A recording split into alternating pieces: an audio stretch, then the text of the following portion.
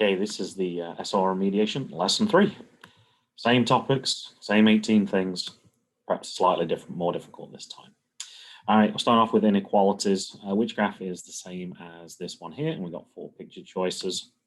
So we're just going to go straight into Desmos. We're going to type in the question, and then we're going to look at the picture. So first of all, notice it's dotted and it's shaded above the line. So you can find out which one is the same. Looks like number 1 to begin with. These two lines don't even go in the correct direction. So you'd easily be able to select option 1 for this. Quadratics. So we've got an equation to solve. So 2x squared plus 1 equals 3x. So we literally just type it in, click on the dots, and that's it. And it'll tell you the answers. If we do have any decimals, you can go ahead and click on it and it will change them into a fraction. Just that reminder, when you see something like 1.667, remember that Desmos actually rounded it, so it's really 1.666. And you can do a fraction here, but it'll give you the wrong fraction. It's really 6666 repeated. So just keep going, and then it'll give you those answers there. Oops. So factors, 6x squared minus 9x plus 3. We type in the question. We look at those answers. So the ones that we just saw a second ago, the 0.5 and 0. So we know that the answers then are 1 and 1/2. And if we're doing factors, we just do the opposites. So when it says 1, you do -1. When it says 1/2, you do -1/2, but that 2 at the bottom of the half moves back in front of the x. Now, if we want to check our answer and type it in, you'll actually notice that's the wrong answer for this question. So they're kind of similar. Notice they both go through the same points, but their heights are just slightly different. So what did we miss? So probably for this one, we actually missed something called the GCF. Now you can go back to the original question and just look at the numbers, 6, 9. You don't really have to worry about the negative particularly, and 3.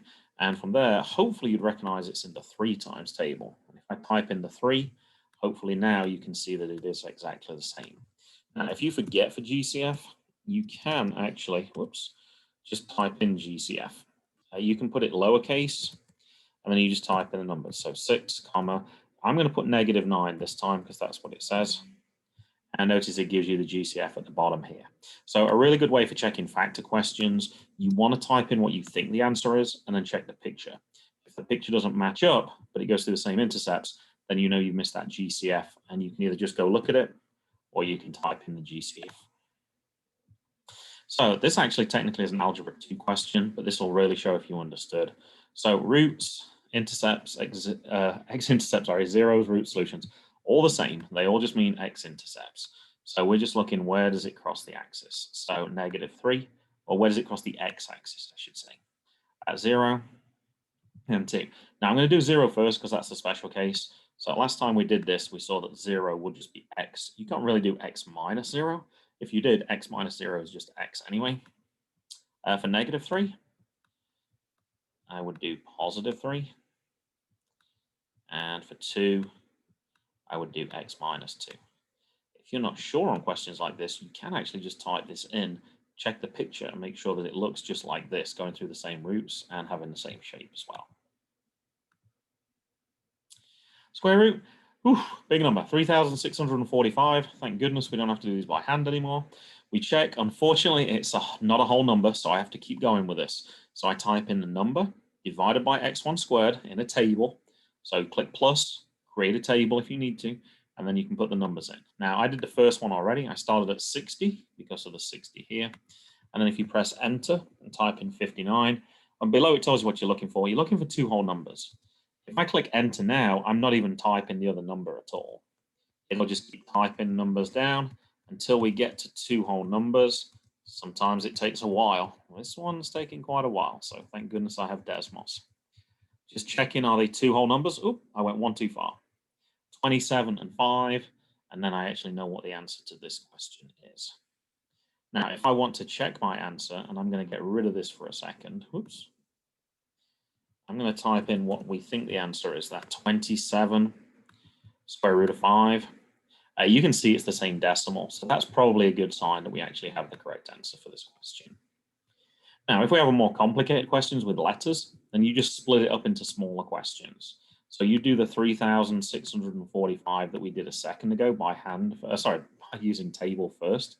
So we already know that part is 27 and 3. Sorry, 27 and 5, I apologize. 27 and 5, and that means we can get rid of these two answers here. We know that those two are incorrect. For the exponents, we divide them by 2. So we don't do the square root of them. So it's not the square root of 9, which is 3. That's what they're hoping you're going to do. And square root of 16, which is 4. That's the wrong answer for this one. So what it really is 9 divided by 2, which is 4.5. So I put 4, and instead of putting the 0.5, what I do is I just put that letter inside the square root. 16 divided by 2 is 8, no remainder. And when we just have the single letter by itself, you just leave it where it is. Leave it inside the square root. There is no exponent to have, so there's nothing we can do with that. And therefore, you would pick answer choice A for this question. If you have a cube root question, same idea. Type in the question, find out what it is as a decimal. But on your rule for the table, make sure you do the number divided by x1 cubed. Start at this number here, and then keep counting down until you get 2 whole numbers. So it would be 9 cube root of 5 for this question. If we have a more complicated question like this, don't worry about the number in front of the square root. Just focus on the 3,645. Work out that it's 27 square root of 5. And then the 5 at the start just means you times this answer by 5. And you only focus on the numbers part here. So you just do 5 times 27 is 135, and that would be your answer. Don't distribute the 5 inside the square root here. You can check the answers, type in the question, type in the answer, make sure they're the same decimal. That's always a good sign if you get that. Select all that apply. So all that are functions. So I'm actually looking for the vertical line test here. So if I draw a vertical line and it passes through more than 1 point, then I know this is not an answer. So straight away, I know that that one is not an answer. Whoops, that one looks good. I'm only drawing these lines by hand, so they might not quite be perfect. It certainly looks like for each line that I draw on here, it only passes through 1 point. So B looks good. And similarly, C I can see is good as well. Wherever I draw the vertical line, it just goes through 1 point. So I would want to select 2 of the 3 answers this time. For diagram B, what is the domain and range? So let's ignore this picture, and let's ignore this picture. So domain refers to the x values. So just look for each point, what actually are the x values? And you just draw a line up to the x-axis. If anything lies on the line, then you can just circle that point just to remind yourself not to forget it. And then we can read the values off. Now, if there's multiple x values, remember we don't repeat, and we're always going to go smallest to biggest. So -4, -3, -2 is how I'm going to start. I'm not sure I'm going to be able to fit this in very nicely. It's not so easy to write using the sketch pad and the mouse. 1 and 3. Yeah, I'm not quite going to fit it in, but hey, there we go. It was a good try. Now, when I come to do the range, this one will actually be a little bit easier. This time, I just draw horizontal lines. So I'm reading across to the y-axis. And the reason I think this was easier is you can see some of these have multiple points on the same line. So -3, I only put it once. We don't put 2 -3s. And there's 3 on the 3 line, but same thing. No repeats, just keep it smallest to biggest. To find out which graph is which, I'm going to say, just type in each question, look at which the picture is, and then you can match it up. They certainly wouldn't normally ask it in this format, but this is just so you can practice, and there's plenty of space there for you to actually try them. Ooh, tough question here. This to the power of -2. Now, questions like this, what's really important is before we start bringing the -2 inside for the power to the power, what we really want to do is we want to simplify this question. So 4/3, unfortunately, doesn't simplify. It's just 4/3. So that's a little bit unfortunate, but certainly the letters we can. When we divide, we subtract exponents. So 5 take away 2 would be 3. And 1 take away 4 is -3. And remember, for negative exponents, you would bring it to the bottom. And then now we can start worrying about this -2. So I have to do 4 to the power of -2. I have to do x cubed to the power of -2. Oops, apologies for my writing. And then we got to divide this by 3 to the -2. and y cubed to the power of -2. So the ones with 2 powers, that's when we use the power to the power rule, and we just multiply together. For the 4 to the -2, type it in Desmos, and it will give you a decimal, but then use the fraction to decimal. So it will actually give you 1/16. 3 times -2 is -6. And I'm just going to leave it like that for the moment. I know I'm going to change the negative in a little bit. 3 to the -2 gives you 1/9. And 3 times -2 is -6. So you can check 1/16 divided by 1/9 on your calculator, and it will actually turn out to be 9/16. And then I've just got to switch these exponents over. So I got a negative on the top, so you can bring it to the bottom. I got a negative on the bottom, so switch it to the top and make it positive. Now, for questions like this, what you'd be really advised to do, particularly when there's multiple choice answers, is just ignore all the letters. Type in 4/3 to the power of -2 just in one go, and you will actually see this 9/16. And that's a really powerful way of getting rid of some of the answers on a particularly difficult question. And this just basically goes over what I did on this one. I left the original one as y to the -3 instead of bringing it to the bottom. And you can still do that. When you do -3 times -2, you'll get +6, and then it just stays in the same position. So just a slightly different way of thinking of that one. So there you can see that 4/3 to the power of -2 gives you that 9/16 if that's what they're actually asking. And if we want to check our answer, if they give us those multiple choice answers, you'll see here, I can't type in the question because I have X and Y together. But if you type in the whole question with X and X, so wherever you see a Y, you just put an X, it will actually draw something for you. This one just turns out to be a straight line just because we have the same number of X's on the bottom. We have X to the 6 and X to the 6 on the bottom as well. But you can type in what you think that answer choice is, and you can see that actually it does turn out to be the same thing. So I made up another possible answer, and I don't seem to be able to see that one for some reason. Oh, probably because it's off the page. Let's have a look. Let me put it again. There you go. You can see. But you can certainly see this wasn't changing color there, and then it's disappeared. Whereas when I select this one, it's there, and then it's still there when I've done it. So you've got a few different options for that question. Properties, let's get straight to the answer so we can see which one it is. So notice the difference is on this side I subtracted 7, and on this side I subtracted 7 as well. So this is called the property of equality because I did something equal, as in I did the same thing on both sides. Specifically, this is the subtraction property of equality because I subtracted the same thing on both sides. Commutative is when the order changes, so it would be something like 2x plus 7 equals 7 plus 2x, for example. Additive inverse property, that would be just on one particular number here. So you would see a +7, so you would subtract 7, but you wouldn't do it for both parts. And the transitive rule, hopefully that one doesn't come up. That's just something with 3 sides, 3 properties. Transitive begins with a T, triangle begins with a 3, trio begins with a 3, lots of things begin with a T. Even the word 3 begins with a T as well. So if you see 3 things like 2x plus 7 equals 5, and then 3x plus 7 equals 4, and then 5, basically 3 things. Hopefully that one doesn't come up though. Collecting terms, what is the perimeter? So equilateral triangle, the lines just tell you all the sides are the same. So the important thing for this is that every side, even though we only labeled one of them, is 7x squared minus 5. So we'll come and look at the adding together part over here. So if each of the sides is 7x squared minus 5, I've got it 3 times.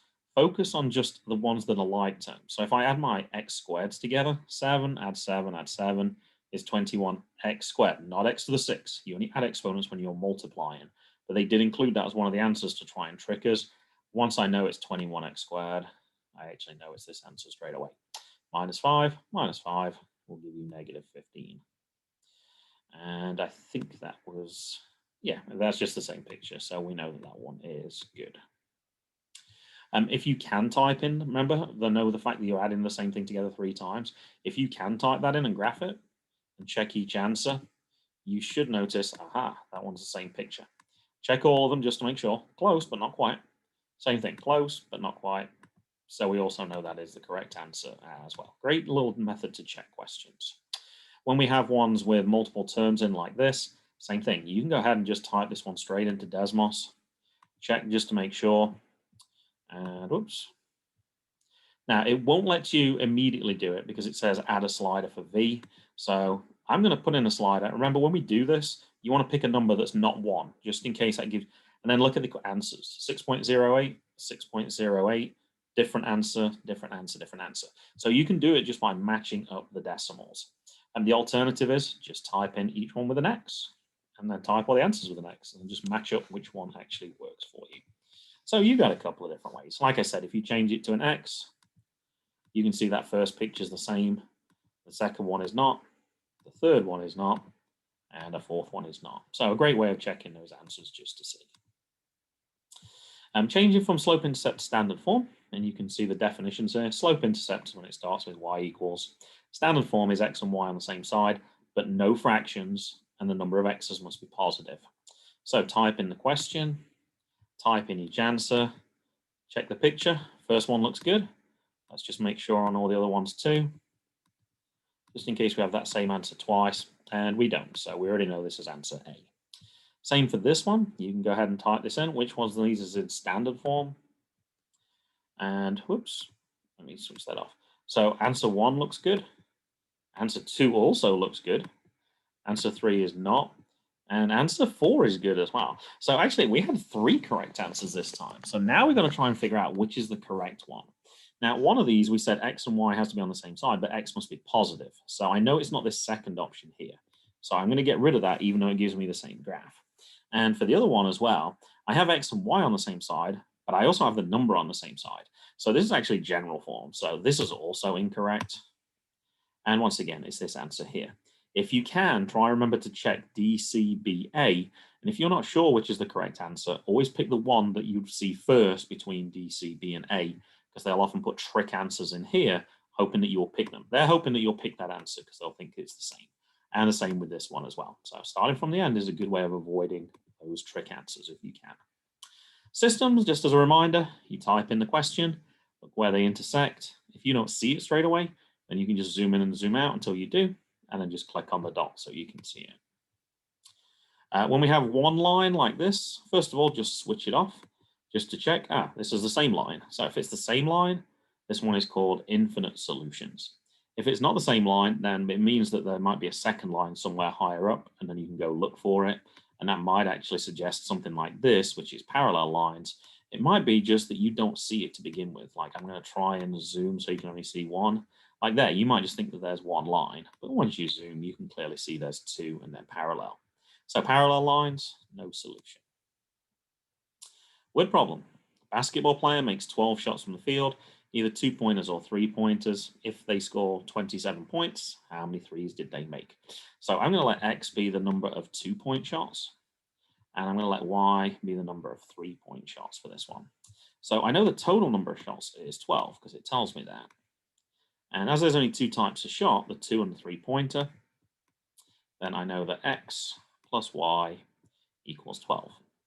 Now, I also know you get 27 points total as well. So if I work out how many points I get for each shot I make as well, then that can help me as well. So I get 2 points for each shot I make for the 2-pointer, and I get 3 points for each shot I make on the 3-point shot. And then we can go ahead and type these equations in. And you can see on the intersection, if you just click on one of the lines, you'll see the dot appear, and then you can pick out the answer. So 9 and 3. Remember, X was the number of 2-point shots. So this is 9 2-point shots and 3 3-point shots. And then from here, you can pick out the correct answer. How many threes? So actually, it's the second number for this one. It was 9 and 3. So we're looking at 3 for this one here. Slope. If we're finding the slope between 2 points, remember you can type them into a table and you can see exactly what it is. I would hope from here, once you see the horizontal line, you'd remember the word HOI, and then you'd remember HO, so the O would be 0. Now, if you type in the Y1 Sedilla MX1 plus C, it will actually give you the slope of 0. So you will be able to answer that. The slope between the points is 0, and the equation of the line is technically Y equals 0x plus 4. All we really need for this, though, is just Y equals 4. Once again, the HOI tells you it's Y, because it ends in Y, and then equals, and then just look which number it goes through on the Y-axis. And if we have a question like this, I typed in the 2 points, which is here and here. So actually, you can see this as a vertical line. it will draw an equation for you, but actually the equation is totally wrong. So we'll ignore that and we'll just focus on the fact that it's a vertical line. So that's Vux. So that would be X. And look where it goes through on the X-axis. It looks like it goes through on 3. There's your equation of the line. So it's the only one that actually Desmos won't work out. So Hoy and Vux are still important. And the slope for this one would be undefined for that same reason. That word Vux, V-U-X, the middle letter is U, which stands for the slope, which is undefined. So back to another vertical line then on this one. What is the slope? Well, we just said undefined. What is the equation? Well, vertical lines we know start with x equals. So I could actually pick that one out pretty quickly as well. If you're not sure, type them in. And then look at each picture. Oops, I might have to zoom out a little bit here. Oops, wrong way. There we go. Let me try that again. There you go. So it's right at the bottom there. Wrong shape. There we go. That's the one that we wanted. And that one's clearly wrong as well. So just typing them in will really help. Equation of a horizontal line passing through 0, -2. So horizontal, I'm thinking of my word, y. And therefore, it's what is the y value for this? So y is -2. There's your equation, y equals -2. I would strongly recommend on Desmos you type in y equals -2, check it's horizontal, and check that it goes through 0, -2 just to make sure. For question 2, it says, what is the equation of a vertical line? So I'm thinking of that word Vux. This time I'm interested in the x value, which is 0. So I'm going to type in x equals 0. Same thing. I would be typing in x equals 0, and I would be making sure, is it a vertical line? Does it go through the point 0, -2, just to check? And there is my x equals -2, and you can see, correct, it's vertical. And oh, doesn't seem to go through 0, -2 though, so that would be a problem for this one.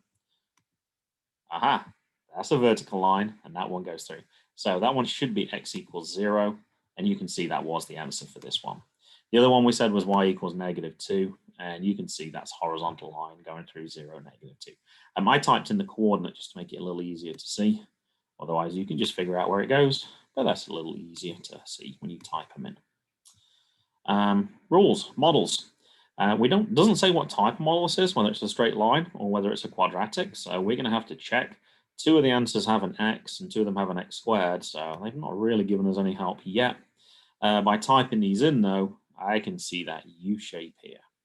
Now, it will let you type in y1 still at mx1 plus b, but it'll give you an answer that you're not really interested in.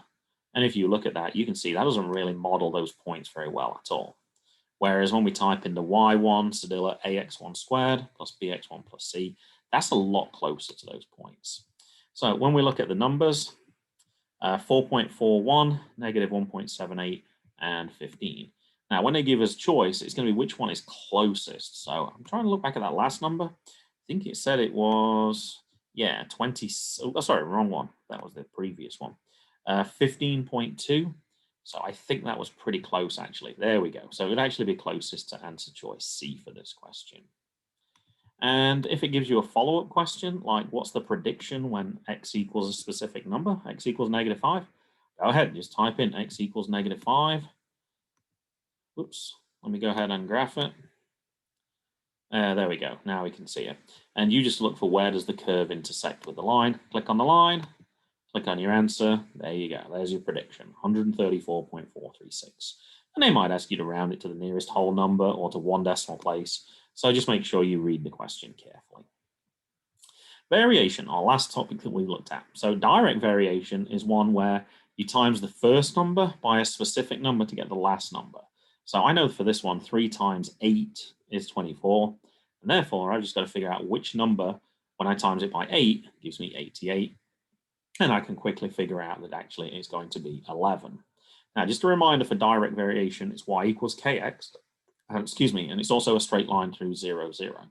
So I can actually type in those 2 points here, and I can actually check what the answer is as well. So if I type 1188, that looks like a straight line. That one certainly doesn't. You can see it kind of goes off to the side, and then the other ones are going to be even further off. And 704 won't even be on the scale here. It's going to be all the way over here somewhere. There, you can see that that's certainly not a straight line. So not wonderfully accurate if these numbers are close together, but it's certainly something that you can check if you needed to. Inverse variation, this is where you multiply the two numbers together. So 3 times 8 is 24, and therefore I just need to figure out which number times by 4 gives me 24, so I can quickly figure out that it's going to be 6. Solving equations, technically we won't have this one either. We won't have a one with a square root and 2 variables inside.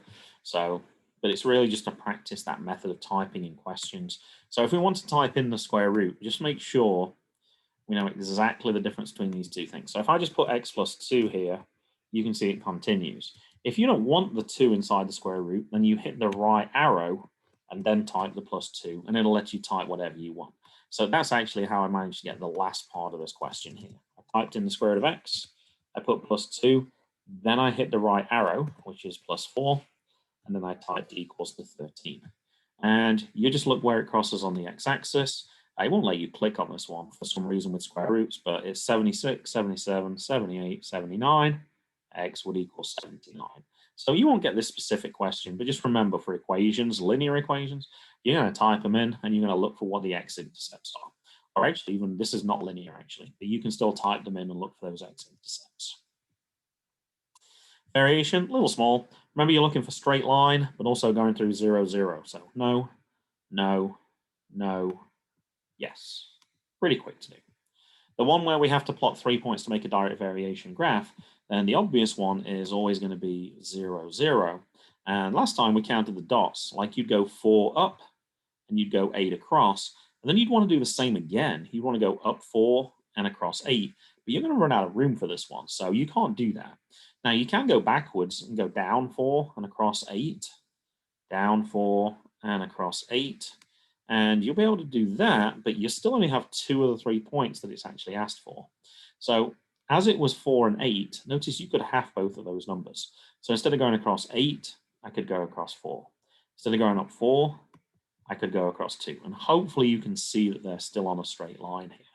And actually I could do half of these numbers as well. A half of 4 is 2, and a half of 2 is 1, and that would also be on a straight line. Question only says 3 points, so I think they'll only let you plot 3 and not 4 if you try and do that. But yeah, as long as they make a straight line, and as long as it goes through 0, 0, your answer will be good for direct variation. Distributive property, numbers first, letters second is always a good rule for this. So this times this, and then this times this. So 5 is the only number. For exponents, when you multiply, you add the exponents.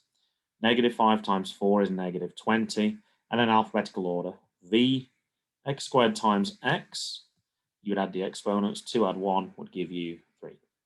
Just an application for this question, they could ask you for the area of a rectangle where you times the 2 sides, and if you saw this, you would have to write it like you can see in the original question that I posed.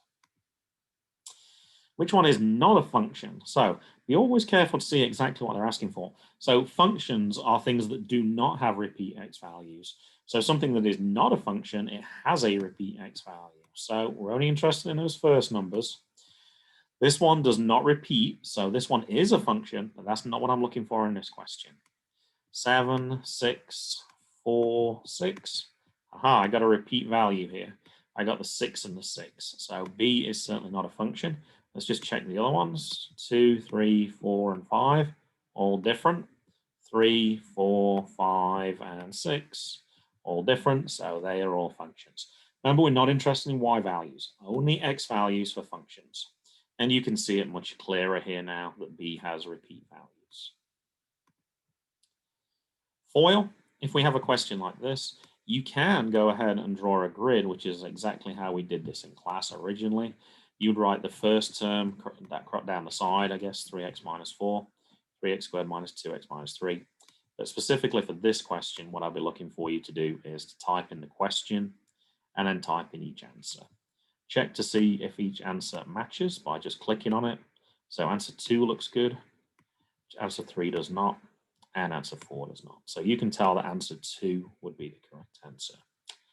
That was the last slide. Just remember, you could be asked this question as an area question as well. So you'd have to know you multiplied these two things together. That'll do it for this video, and that's the last of the 3 SOL remediation lessons. If need be, go back and watch the first one and the second one for additional help.